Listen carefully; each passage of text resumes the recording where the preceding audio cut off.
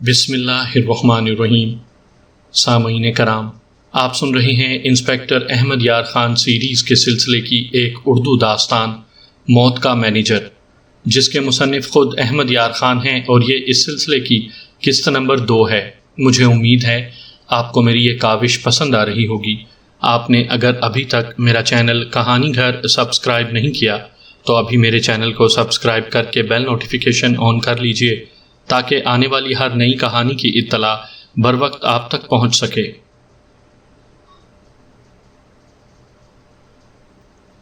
جس طرح تم اپنی مالکن کی خاص ملازمہ رہی ہو، اس طرح تمہاری مالکن کے بیٹے کا کوئی ملازم ہوگا۔ میں نے کہا، میرا مطلب یہ ہے کہ کوئی ایسا ملازم ہوگا جو اس کے زیادہ قریب رہتا ہوگا۔ میں نے کوئی بہت گہری بات نہیں کی تھی۔ اس امیر کبیر اور مادر پدر آزاد طبقے کے بعض افراد نے کوئی نہ کوئی ہوشیار اور چالاک ملازم اپنا معتمد اور ہمراز بنا رکھا ہوتا ہے۔ ایسے ملازم عموماً غنڈے اور بدماش ہوتے ہیں اور در پردہ عیاشیوں کے بندوبست کرتے ہیں۔ بملا نے ایک ملازم کا نام بتا دیا اور ایک بار پھر ہاتھ جوڑ کر کہا کہ ہم کسی پر ظاہر نہ ہونے دیں کہ اس نے ہمیں یہ نام بتایا ہے۔ ہم نے اسے یقین دلا دیا کہ اس کا راز فاش نہیں ہوگا۔ اسے یقین آ گیا، جس کی وجہ یہ تھی کہ ہم اس پر آسیب کی طرح غالب آ گئے تھے۔ اگر تفتیشی آفیسر دیانتدار اور فرض شناس ہوں تو وہ بڑے قائیاں مجرم پر بھی اسی طرح آسیب کی طرح غالب آ سکتا ہے اور پتھروں سے بھی دودھ نکلوا سکتا ہے۔ بملا کو ہم پر اعتماد تھا۔ اسے ہم نے یہ احساس ہونے ہی نہیں دیا کہ قاتل کے پکڑے جانے کی صورت میں اسے عدالت میں شہادت دینی پڑے گی۔ ہم ابھی ابتدائی مرحلے میں تھے، یہ بھی ممکن تھا کہ قتل میں اس کا بھی ہاتھ ہو۔ اس نے اس خاص ملازم کا نام بتایا اور یہ بھی کہا کہ وہ باہر ملازموں میں بیٹھا ہے۔ ہم نے بملا کو باہر بھیج دیا اور سب انسپیکٹر مہندر پال کو اندر بلا کر کہا کہ اس عورت کو کہیں جانے نہ دے اور کسی سے یہ بات بھی نہ کرے۔ پھر مہندر پال سے کہا کہ فلاں نام کے ملازم کو اندر بھیج دے۔ ملازم اندر آیا تو اسے ہم نے پرے بٹھا کر آپس میں انگریزی میں تبادلہ خیالات کیا تاکہ یہ آدمی کچھ نہ سمجھ سکے۔ انسپیکٹر ڈوبگن بڑا ہی ذہین آدمی تھا۔ میں آپ کو پہلے بتا چکا ہوں کہ وہ ہندوستانیوں کی نفسیات اور طور طریقوں کو خوب سمجھتا تھا۔ اس نے کہا کہ مہاراجوں، نوابوں اور اس سطح کے جاگیرداروں کے ہاں نوکروں کی اپنی سیاست چلا کرتی ہے۔ ان میں آقاؤں کا منظور نظر بننے کی رسا کشی ہوتی رہتی ہے۔ یہ ضروری نہیں تھا کہ بملا نے ہمیں جو کچھ بتایا ہو وہ 100% سچ ہو۔ اس کی تصدیق یا تردید کے لیے ڈوبگن نے ایک طریقہ اختیار کیا۔ مقتولہ کے بیٹے کے خاص ملازم کو ہم نے اپنے پاس بٹھا لیا۔ اسے بھی ہم نے ابتدا میں وہی کچھ کہا جو بملا سے کہا تھا۔ اسے بھی ہم نے ڈرایا کہ اس نے کوئی بات چھپائی یا غلط بتائی تو اسے قتل کے شک میں گرفتار کر لیا جائے گا۔ ہم نے جب اس سے پوچھ گچھ شروع کی تو اس کے جوابوں اور انداز سے صاف پتہ چلتا تھا کہ ٹال رہا ہے اور انجان بننے کی کوشش کر رہا ہے۔ دیکھو دوست، ڈوبگن نے اپنا طریقہ استعمال کیا۔ ہمیں تو کچھ بھی معلوم نہیں کہ یہاں کیا ہوتا رہا۔ تم جو کچھ کہو گے ہم اسی کو سچ مان لیں گے، لیکن یہ سوچ لو کہ تم سے پہلے ہم کس کا بیان لے چکے ہیں۔ ہم نے تمہیں اسی کے کچھ بتانے پر بلایا ہے۔ اس کی باتوں سے پتہ چلا ہے کہ جو تم جانتے ہو وہ اور کوئی نہیں جانتا۔ تم یہ بھی جانتے ہو کہ کماری کیوں قتل ہوئی ہے۔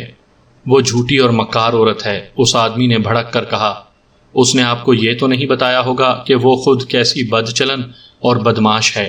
اپنی نوجوان بیٹی کے ذریعے چھوٹے سرکار یعنی مقتولہ کے بیٹے کو پھانسنے اور انعام لینے کی کوشش کرتی رہتی ہے۔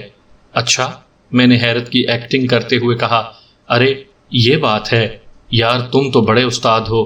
بملا کی بیٹی کی ابھی شادی نہیں ہوئی؟ شادی ہو چکی ہے جی، اس نے کہا۔ یہ ساتھ والے گاؤں میں خاوند کے ساتھ رہتی ہے۔ اس کی شادی ہمارے منشی کے بیٹے کے ساتھ ہوئی ہے، لیکن جیسی ماں ویسی بیٹی۔ بیٹی یہیں آئی رہتی ہے اور چھوٹے سرکار کے ارد گرد گھومتی رہتی ہے، اور چھوٹے سرکار اتنے شریف ہیں کہ نوجوان لڑکی سے منہ نہیں لگاتے۔ یہ تو میں نہیں جانتا حضور، اس نے جواب دیا۔ تم جانتے ہو؟ میں نے اس کی گردن پر ہاتھ رکھ کر زور سے ہلایا اور کہا، بات پوری کرو۔ اس نے میرے منہ کی طرف دیکھا تو کچھ گھبرایا۔ بتاتا ہوں حضور، اس نے کہا۔ چھوٹے سرکار اور لڑکی کے درمیان کوئی گڑبڑ ضرور تھی، میں یہ کہہ رہا تھا کہ بملا لڑکی کو خود چھوٹے سرکار کے پاس بھیجتی تھی۔ بملا اور کیا بدماشی کرتی تھی؟ ہمارے مینیجر صاحب کے ساتھ ساتھ لگی رہتی تھی۔ اس نے جواب دیا، اسے اس عورت نے پھانس رکھا تھا۔ مینیجر کہاں ہے؟ اس سوال پر وہ گھبرایا، رک رک کر بولا، میں کیا جانوں کہاں چلا گیا ہے؟ کب گیا تھا؟ ڈوبگن نے پوچھا۔ کماری کے قتل سے پہلے گیا تھا یا بعد میں؟ مجھے یہ بھی معلوم نہیں، اس نے جواب دیا۔ میں باہر کے کاموں میں لگا رہتا تھا، مینیجر صاحب اندر کام کرتے تھے۔ چھوٹے سرکار کا اپنی ماں کے ساتھ کیا جھگڑا تھا؟ میں نے کبھی پوچھا نہیں۔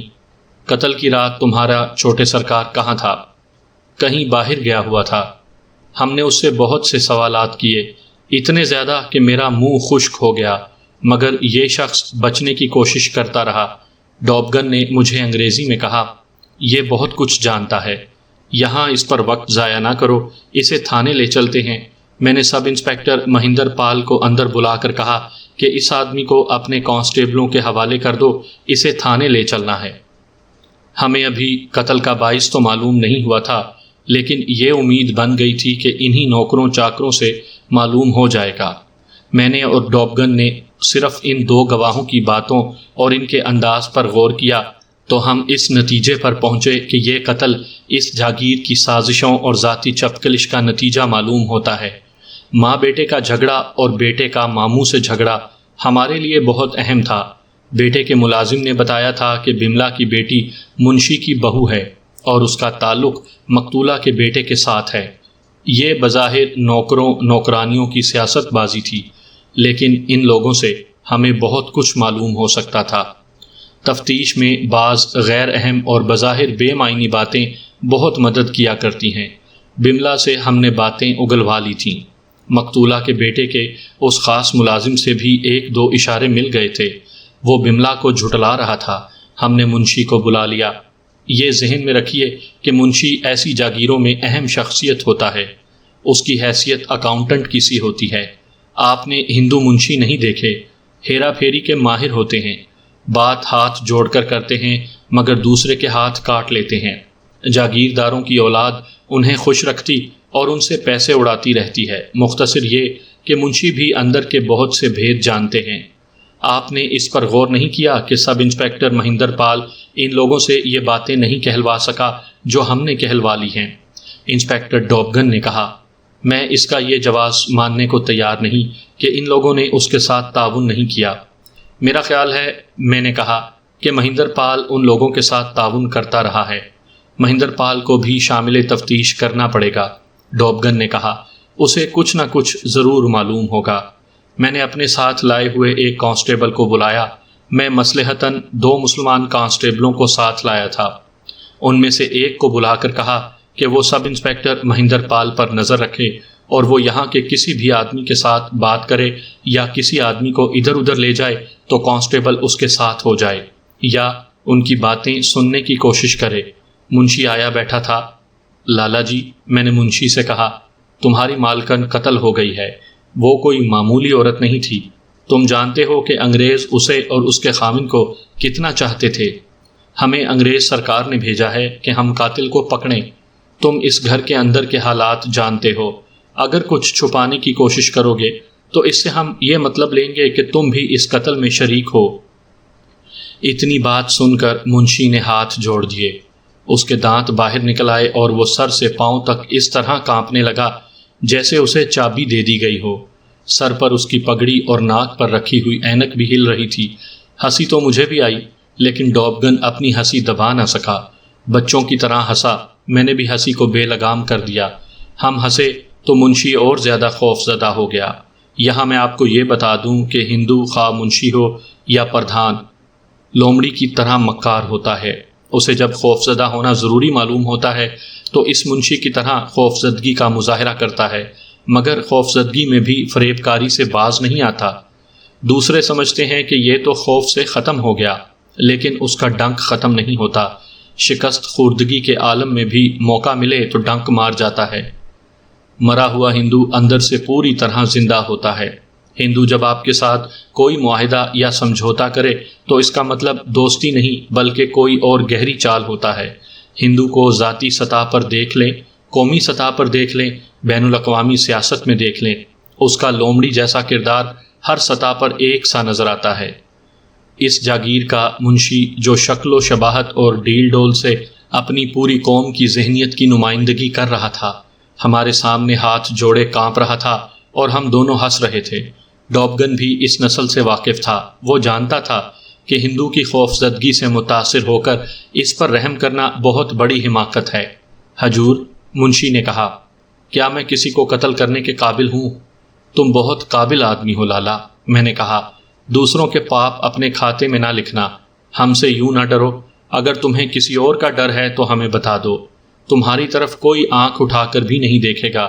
ہم جو پوچھیں وہ صحیح صحیح بتا دینا، ورنہ تمہاری بڑی خرابی ہوگی۔ آپ کسی کو بتائیں گے تو نہیں کہ میں نے آپ کو کیا بتایا ہے؟ اس نے پوچھا۔ تمہیں سب سے زیادہ ڈر کس کا ہے؟ ڈوبگن نے اس سے پوچھا۔ چھوٹے سرکار کا۔ کیا اس نے تمہیں کہا تھا کہ پولیس کو کچھ نہ بتانا؟ میں نے پوچھا۔ نہیں حضور، اس نے جواب دیا۔ اس نے کہا تھا کہ پولیس کے ساتھ کوئی فالتو بات نہ کرنا۔ ہم تم سے کوئی فالتو بات نہیں پوچھیں گے، میں نے کہا۔ بملا کی بیٹی تمہاری بہو ہے؟ ہمیں یہاں سے پتہ چلا ہے کہ تمہاری بہو تمہارے چھوٹے سرکار کے کمرے میں آتی جاتی ہے، کیا یہ درست ہے؟ ہاں، اس نے بڑی مایوسی سے کہا۔ اس کے ہاتھ جو اس نے ہمارے آگے جوڑ رکھے تھے اس کی گود میں گر پڑے اور اس نے سر جھکا کر کہا، یہ درست ہے دھنوان۔ کیا ان کی دوستی بملا نے کرائی تھی؟ میں نے پوچھا۔ ظاہر ہے تم اس میں خوش نہیں ہوگے۔ کیا بملا ان کی درے پردہ دوستی کو پسند کرتی ہے؟ نہیں حضور، اس نے جواب دیا۔ بملا بیچاری بھی میری طرح مجبور ہے۔ تم نے اور بملا نے کماری کو کبھی نہیں بتایا تھا کہ اس کا بیٹا تمہاری لڑکی کو خراب کر رہا ہے؟ جن کا دیا کھاتے ہیں ان کے خلاف کیسے منہ کھول سکتے ہیں؟ اس نے جواب دیا۔ ہم نے اس ضمن میں اس سے اتنا زیادہ پوچھا کہ وہ پریشان ہو گیا اور مجبور ہو گیا کہ اصل بات بتا دے۔ اس نے بتایا کہ مقتولہ کا بیٹا اوباش اور عیاش آدمی ہے، اس کے ہاتھوں کسی بھی مزارے یا ملازم کی ایسی لڑکی کی عزت محفوظ نہیں جس کی شکل و صورت اچھی ہو۔ اس نے بملا کی بیٹی کو شادی سے پہلے ہی خراب کرنا شروع کر دیا۔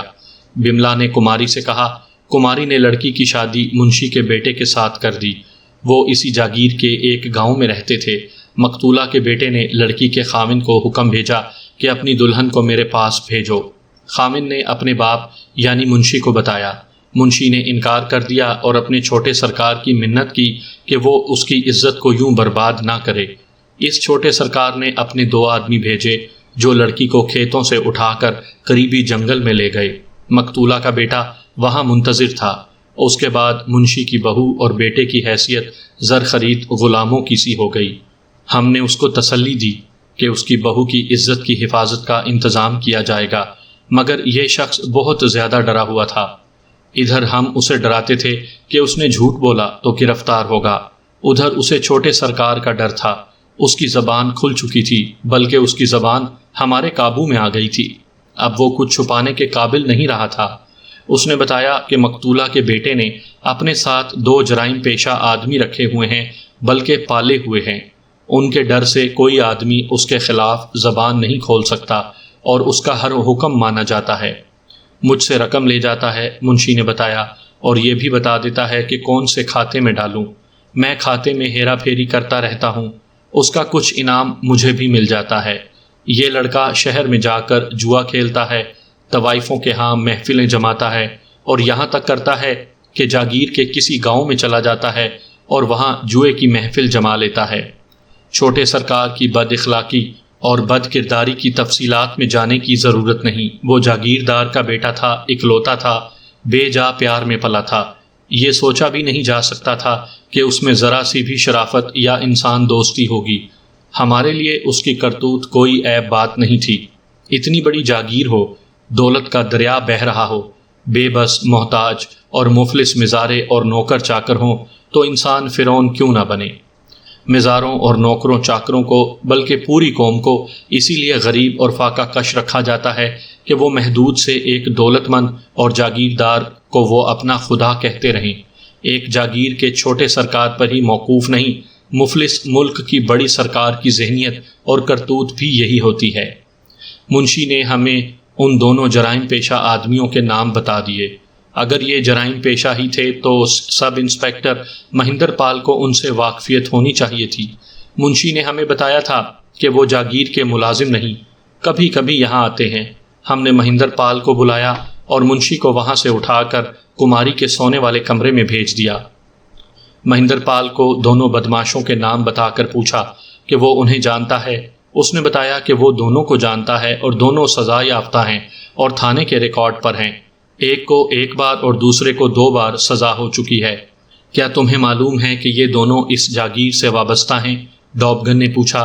مجھے کسی نے بتایا نہیں، مہندر پال نے جواب دیا۔ تم نے جاننے کی کوشش نہیں کی؟ ڈابگن نے کہا۔ اگر میں جان بھی لیتا تو جاگیردارنی کے قتل کے ساتھ ان کا کیا تعلق ہو سکتا ہے؟ مہندر پال نے پوچھا۔ اس قتل کے ساتھ تمہارا بھی تعلق ہو سکتا ہے، ڈابگن نے انگریز حاکموں کے مخصوص لہجے میں کہا۔ تم یہاں قانون اور انصاف کی قیمت وصول کرتے رہے ہو۔ مہندر پال کچھ بولنے لگا تو میں بول پڑا۔ تمہیں معلوم ہے کہ اس جاگیر کا ایک مینیجر بھی ہے جو قتل کی رات سے غائب ہے۔ مجھے سب بتاتے تھے کہ یہاں یہی ملازم ہیں جو موجود ہیں، اس نے جواب دیا۔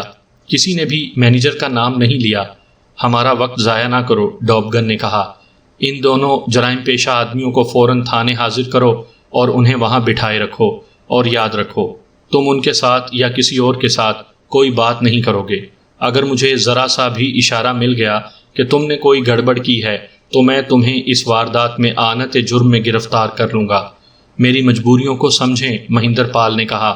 مہندر پال، میں نے اس کی آنکھوں میں آنکھیں ڈال کر اور ذرا مسکرا کر کہا، جن مجبوریوں نے تمہارے ہاتھ باندھ دیے تھے انہیں میں اچھی طرح سمجھتا ہوں۔ میں بھی سب انسپیکٹر ہوں اور میں جانتا ہوں کہ یہ جگہ جہاں قتل کی واردات ہوئی ہے بڑی زرخیز ہے۔ تم یہ تو دیکھ لیتے کہ مقتولہ کی سوشل حیثیت کیا ہے۔ کیا تمہیں معلوم ہے قاتل کون ہے اور قتل کا باعث کیا ہے؟ مہندر پال یک لخت پھٹ پڑا اور اس نے اپنی بے گناہی کا واویلا برپا کر دیا۔ قسمیں کھا کھا کر کہنے لگا کہ اسے کچھ بھی معلوم نہیں۔ جاؤ، ڈابگن نے کہا، ان 2 آدمیوں کو تھانے میں بلاؤ۔ وہ کانپتا ہوا باہر نکل گیا۔ اس نے اپنے آپ کو مصیبت میں ڈال لیا ہے، ڈابگن نے کہا۔ ہمارے لیے معمہ یہ تھا کہ کماری کا بیٹا اس کے قاتلوں کو پکڑنے میں دلچسپی کیوں نہیں لے رہا؟ کیا اس نے اپنے نوکروں چاکروں سے یہ کہہ رکھا ہے کہ وہ پولیس کو کچھ نہ بتائیں؟ کیا ماں بیٹے میں اختلاف اتنا سنگین تھا کہ بیٹا ماں کے قتل پر خوش تھا؟ اگر وہ خوش ہی تھا تو اسے قاتلوں کے ساتھ کوئی ہمدردی نہیں ہونی چاہیے۔ مجھے خیال آیا کہ وہ نوکروں کا منہ اس لیے بند رکھنا چاہتا ہے کہ اس کی اپنی کرتوت پر پردہ پڑا رہے۔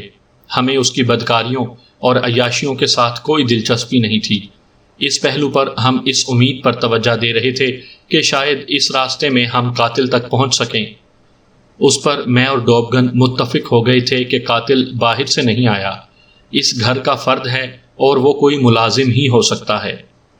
صرف ایک ملازم غائب تھا اور وہ مینیجر تھا۔ اس کے متعلق بملا بتا چکی تھی کہ کماری کے ساتھ اس کے مراسم تھے، مگر یہاں یہ سوال سامنے آ گیا کہ مقتولہ کے بیٹے نے کیوں کہا تھا کہ جاگیر کا کوئی مینیجر نہیں۔ میں اس سے براہ راست اس سوال کا جواب نہیں لینا چاہتا تھا۔ مینیجر کی غیر حاضری بتاتی تھی کہ قاتل وہی ہے۔ میں نے منشی کو بلایا۔ تم نے بہت سی نازک باتیں بتا دی ہیں، میں نے کہا۔ تم نے ہماری بہت مدد کی ہے، ہم تمہاری مدد کریں گے۔ تم ہمیں 2-4 باتیں اور بتا دو۔ کماری کا اپنے بیٹے کے ساتھ کیا جھگڑا تھا؟ کوئی جھگڑا ضرور تھا، اس نے جواب دیا، لیکن مجھے یہ معلوم نہیں کہ جھگڑے کی وجہ کیا تھی۔ اور مینیجر کے ساتھ تمہارے چھوٹے سرکار کے تعلقات کیسے تھے؟ چھوٹے سرکار کے پتا کے مرنے کے کچھ مہینے بعد مینیجر کے ساتھ اس کے تعلقات بگڑے لگتے تھے، منشی نے جواب دیا۔ مینیجر یہاں کا کرتا دھرتا ہے، اس نے پہلے مجھ سے کبھی نہیں پوچھا تھا کہ چھوٹے سرکار نے مجھ سے کوئی رقم لی ہے یا نہیں۔ تھوڑے عرصے سے اس نے پوچھنا شروع کر دیا تھا اور یہ بھی کہتا تھا کہ اسے ماں بہت پیسے دے دیتی ہے، تم نہ دیا کرو۔ تم پھر بھی دیتے رہے؟ دیتا رہا سرکار، اس نے کہا۔ میں مالکوں کی رقم مالکوں سے کس طرح چھپا سکتا ہوں؟ بملا تمہاری مالکن کی خاص ملازمہ رہی ہے، میں نے پوچھا۔ مینیجر کے ساتھ بملا کے تعلقات کیسے تھے؟ دراصل جی، اس نے کہا، مالکن انہی دونوں کے قبضے میں تھی۔ مینیجر بملا پر بہت مہربان ہے۔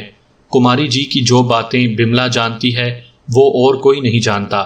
قتل کی رات تم یہاں تھے؟ نہیں حضور، اس نے جواب دیا۔ میں اپنے گھر پر تھا. تم جب صبح یہاں آئے تو تمہیں پتہ چلا ہوگا کہ کماری قتل ہو گئی ہے. میں نے کہا. اس وقت نوکر وغیرہ کیا باتیں کر رہے تھے؟ سب گھبرائے ہوئے اور ڈرے ہوئے تھے. اس نے جواب دیا. کسی نے بھی سوائے افسوس کے کوئی بات نہ کی. چھوٹے سرکار نے سب کو منع کر دیا تھا. میں نے ایک شک کی بنا پر اس سے پوچھا کہ جن 2 بدماشوں کا اس نے ذکر کیا تھا وہ بھی آ گئے ہوں گے. اس نے بتایا کہ دونوں چھوٹے سرکار کے ساتھ ہی تھے. جب چھوٹے سرکار تھانے رپورٹ لکھوانے گیا تو کون کون اس کے ساتھ گیا تھا؟ یہ دونوں آدمی ساتھ تھے، اور جس نوکر نے سب سے پہلے لاش دیکھی تھی وہ بھی ساتھ گیا تھا. ہم نے منشی سے چند اور باتیں پوچھ کر اسے باہر بھیج دیا اور اس ملازم کو بلایا جس نے سب سے پہلے لاش دیکھی تھی. وہ اپنے روزمرہ کام کے لیے کمرے میں گیا تو اسے لاش پڑی نظر آ گئی. اس نے لاش کی وہی پوزیشن اور حالت بتائی جو سب انسپیکٹر مہندر پال اور مقتولہ کا بیٹا بتا چکے تھے. نوکر کو ہم نے پوچھ گچھ اور پولیس کی مخصوص جراح کی چکی میں ڈالا تو اس سے ہم نے یہ اگلوا لیا کہ ٹی پائپ پر شراب کی بوتل، ایک گلاس اور روسٹ پرندے پلیٹوں میں پڑے تھے. ان میں زیادہ تر کھائے جا چکے تھے. ایک گلاس قالین پر گرا پڑا تھا اور اس میں سے شراب قالین پر بہہ گئی تھی. ایک چھوٹی ٹی پائپ پہلو کے بل گری ہوئی تھی. بڑی ٹی پائپ پر ایش ٹرے رکھی تھی جس میں بہت سے بجھے ہوئے سگریٹ پڑے تھے. اس نوکر نے ہمارے پوچھنے پر یہ بھی بتایا کہ مقتولہ سگریٹ نہیں پیتی تھی. ایک سگریٹ پیکٹ اور ماچس بھی ٹی پائپ پر پڑی تھی. سگریٹ کینچی کے تھے. اس زمانے میں کینچی برانڈ بہترین سگریٹوں میں شمار ہوتا تھا. مینیجر کون سا سگریٹ پیا کرتا تھا؟ ڈاپ گن نے پوچھا. کینچی، نوکر نے جواب دیا. رات دیر تک کماری کی حاضری میں کون رہا تھا؟ مجھے علم نہیں، اس نے جواب دیا. شاید بملا رہی ہو. اس نوکر نے ہمیں بتایا کہ اس نے مقتولہ کے بیٹے کو جگایا اور بتایا کہ اس کی ماں کی لاش کمرے میں پڑی ہے. بیٹا کمرے میں گیا تو اس نے اس نوکر سے کہا کہ شراب کی بوتل، پلیٹیں اور گلاس اٹھا کر لے جاؤ اور گری ہوئی ٹی پائپ سیدھی کرو. نوکر نے کمرہ ٹھیک ٹھاک کر دیا. اس کے بعد مقتولہ کا بیٹا تھانے گیا. اس کے ساتھ جو 2 آدمی تھانے گئے تھے وہ رات یہیں کہیں رہے تھے. نہیں، اس نے جواب دیا. چھوٹے سرکار باہر نکلے تو وہ دونوں آئے تھے. چھوٹے سرکار نے انہیں رو کر بتایا تھا کہ اس کی ماں مری پڑی ہے، یا اداسی کے لہجے میں. میں نے چھوٹے سرکار کی آنکھوں میں آنسو نہیں دیکھے. نوکر نے جواب دیا. وہ باہر نکلا، میں ساتھ تھا. باہر وہ دونوں کھڑے تھے. چھوٹے سرکار نے انہیں کہا میں تھانے جا رہا ہوں، میرے ساتھ چلو. دونوں نے ایک دوسرے کی طرف دیکھا. پھر ان میں سے ایک نے کہا ہم شہر تک آپ کے ساتھ چلیں گے، آگے نہیں جائیں گے. چھوٹے سرکار نے مجھے تھانے پہنچنے کو کہا. میں آگے آگے چلا گیا. میں بہت پہلے تھانے پہنچ گیا. چھوٹے سرکار گھوڑے پر آئے. ان کے ساتھ وہ 2 آدمی نہیں تھے. تم نے یہ باتیں پہلے تھانے دار کو بتائی تھیں؟ مجھ سے انہوں نے بیان لیا ہی نہیں تھا، اس نے جواب دیا. سورج کبھی کا غروب ہو چکا تھا. ہم نے اپنے عملے کو بلا کر کہا کہ مقتولہ کے بیٹے، بملا، منشی اور اس نوکر کو جس سے آخر میں بیان لیا تھا اپنے ساتھ تھانے لے چلے. ہم دونوں اپنے گھوڑوں پر سوار ہوئے تو مقتولہ کے بیٹے نے شہزادوں کی طرح ہمارے سامنے آ کر کہا کہ وہ اپنا گھوڑا تیار کروا لے. میں نے اسے کہا کہ جس طرح ہمارا عملہ اور دوسرے لوگ پیدل جا رہے ہیں اسی طرح وہ بھی پیدل چلے. اس نے کچھ ضد سی کی. میں نے اسے کہا کہ اگر گھوڑے پر چلنا ہے تو ہتھ کڑی میں چلنا ہوگا اور ہتھ کڑی میرے ہاتھ میں ہوگی. میں اس کا دم خم اور جاگیرداری کا بل نکالنا چاہتا تھا. میں اور ڈوب گن ڈاک بنگلے چلے گئے. ہم نے مینیجر کے گھر کا پتہ معلوم کر لیا تھا. وہ اسی قصبے کا رہنے والا تھا. غسل اور کھانے سے پہلے مینیجر کے گھر جانا ضروری سمجھا. تھانہ قریب ہی تھا. میں نے وہاں سے 2 کانسٹیبل ساتھ لیے. دونوں قصبے سے واقف تھے. مینیجر کے گھر گئے. دروازے پر دستک دی تو ایک بوڑھے آدمی نے دروازہ کھولا. اس سے مینیجر کے متعلق پوچھا تو اس نے بتایا کہ وہ تو جاگیر پر ہوگا. میں اسے ایک طرف کر کے اندر چلا گیا. کانسٹیبلوں سے کہا کہ وہ کمروں پر نظر رکھیں. وہ چھاپے اور تلاشی کے تربیت یافتہ تھے. مکان بہت بڑا نہیں تھا. کمرے 4-5 تھے. گھر کے تمام افراد صحن میں نکل آئے. 2 لالٹینوں کی روشنی کافی تھی. میرے پاس ٹارچ بھی تھی. میں نے تمام کمرے دیکھ ڈالے. کانسٹیبل چھت پر بھی گئے. بیت الخلاء اور غسل خانہ بھی دیکھا. مینیجر کا کوئی سراغ نہ ملا. بوڑھا ہندو اس کا باپ تھا. وہ تو رونے پر آ گیا. ایک جوان عورت مینیجر کی بیوی تھی اور ایک لڑکا مینیجر کا بھائی. باقی سب بچے تھے جو سوئے ہوئے تھے. میں نے ان سے مینیجر کا نام لے کر جو مجھے یاد نہیں رہا، پوچھا کہ کہاں ہے؟ اس نے کیا کیا ہے؟ بوڑھے نے ہاتھ جوڑ کر پوچھا۔ ہمیں معلوم ہے کہ اس کے جاگیردار کی بیوی قتل ہو گئی ہے۔ میرا بیٹا قتل سے 2-3 روز پہلے گھر آیا تھا، اس کے بعد وہ نہیں آیا۔ میں نے بوڑھے کو الگ کر لیا اور اسے کچھ ڈرایا، کچھ بہلایا اور اس سے بہت کچھ پوچھا۔ اس نے بتایا کہ اس کا بیٹا کئی روز مسلسل جاگیر میں ہی رہتا ہے اور کبھی یوں ہوتا ہے کہ شام کو گھر آ جاتا ہے۔ اب وہ 20-25 دنوں سے نہیں آیا۔ ہم مطمئن تھے کہ اس کی مالکن ماری گئی ہے، اس لیے پولیس کے ساتھ مصروف ہوگا۔ اس کی بیوی کو الگ بٹھایا۔ اس نے بھی وہی بتایا جو اس کا سسر بتا چکا تھا۔ وہ مجھ سے بار بار پوچھتی تھی کہ وہ جاگیر پر نہیں ہے، اور وہ یہ بھی پوچھتی تھی کہ قتل کے ساتھ اس کا تعلق تو نہیں۔ میں وہاں سے یہ رائے قائم کر کے نکلا کہ مینیجر مفرور ہے اور قتل میں ملوث ہے۔ چوکیدار کو پتہ چل گیا تھا کہ یہاں پولیس آئی ہے۔ وہ اپنی ڈیوٹی کے مطابق باہر کھڑا تھا۔ اس سے پوچھا کہ مینیجر کو اس نے یہاں کب دیکھا تھا اور کیا ان دنوں وہ اسے نظر آیا ہے؟ چوکیدار کی ڈیوٹی رات کو ہوا کرتی تھی، اس نے مینیجر کو نہیں دیکھا تھا۔ میں نے اسے تاکید کر دی کہ اس کے گھر پر نظر رکھے اور وہ نظر آ جائے تو فوراً اطلاع تھانے دے۔ ایک کانسٹیبل کو بھیج کر نمبردار کو بلایا۔ وہ مینیجر سے پوری طرح واقف تھا۔ اس نے بھی اس کے باپ اور بیوی کے بیان کی تائید کی۔ میں نے اسے کہا کہ اس کے گھر کی مخبری کرے اور وہ کہیں نظر آئے تو تھانے میں اطلاع پہنچا دے۔ مشتبہ افراد سے تفتیش کا موزوں وقت آدھی رات کے بعد کا ہوتا ہے۔ میں نے ڈاک بنگلے جا کر غسل کیا، کھانا کھایا اور کم و بیش 2 گھنٹے آرام کیا۔ میں اور ڈوبگن جب تھانے پہنچے تو رات کا 1 بج چکا تھا۔ سب سے زیادہ بری حالت چھوٹے سرکار کی تھی۔ اسے کسی نے سونے نہیں دیا تھا۔ وہ عیاش اور پینے پلانے والا شہزادہ تھا، مگر اس کی گھبراہٹ اور خوف کی وجہ ایک اور تھی، اور وہ یہ کہ اس کے دونوں بدمعاش ساتھی تھانے میں موجود تھے اور اس ڈرامے کا ایک اور کردار بھی وہاں موجود تھا۔ یہ تھا اس کا ماموں، جس کے ساتھ اس کا بملا کے بیان کے مطابق جھگڑا ہوا تھا۔ وہ بھی اسی قصبے کا رہنے والا تھا۔ ہم نے اسے بھی تھانے بلوا لیا تھا۔ ہمیں اب یہ شک ہونے لگا تھا کہ مقتولہ کو مینیجر نے اور اس کے بیٹے نے قتل کرایا ہے، اور قتل کا باعث یہی ہو سکتا ہے کہ بیٹا جاگیر کا مالک بننا چاہتا ہے۔ ہم نے بیٹے کو دیکھ لیا تھا، اس کی کرتوت سن لی تھی۔ وہ گھٹیا قسم کا عیاش تھا۔ غریب نوکروں اور مزاروں کی بیٹیوں کو خراب کرنے والے کا کوئی کردار نہیں ہوتا۔ مجھے بملا سے کچھ باتوں کی وضاحت درکار تھی۔ اسے سب سے پہلے اندر بلایا۔ اس سے اس کی بیٹی اور مقتولہ کے بیٹے کے تعلقات کے متعلق پوچھا۔ جواب دینے سے پہلے اس کے آنسو نکل آئے۔ اس نے وہی بیان دیا جو منشی دے چکا تھا۔ اس نے کہا، میں مجبور تھی۔ ایک بار چھوٹے سرکار کی ماں سے ذکر کیا۔ ماں نے اسے لعنت ملامت کی تو بعد میں اس لڑکے نے مجھے باہر بلا کر میری پٹائی کر دی۔ ماں بھی مجبور ہو گئی تھی۔ تم نے 1-2 باتیں ہم سے چھپا لی تھیں۔ میں نے کہا، تم نے دیکھ لیا ہے کہ تمہارا چھوٹا سرکار ملزموں اور مشتبہ آدمیوں کے ساتھ باہر بیٹھا ہے۔ ہم کسی کا لحاظ نہیں کرتے۔ تم بے خوف ہو کر سب کچھ بتا دو۔ قتل کی رات کماری کے ساتھ مینیجر تھا؟ وہی تھا۔ تم کس وقت تک وہاں رہی؟ مجھے مالکن نے کہا تھا کہ چلی جاؤ، میں چلی آئی تھی۔ اس کے بعد تم نے مینیجر کو نہیں دیکھا؟ نہیں۔ اس سے چند اور باتیں پوچھ کر اسے باہر بٹھایا اور مقتولہ کے بھائی کو اندر بلا لیا۔ اس سے پہلی بات یہ پوچھی کہ اس کی بہن قتل ہو گئی ہے، کیا اسے کسی پر شک ہے؟ یہ جگہ بہت ہی غلیظ ہے جہاں میرے باپ نے میری بہن کو بیاہ دیا تھا۔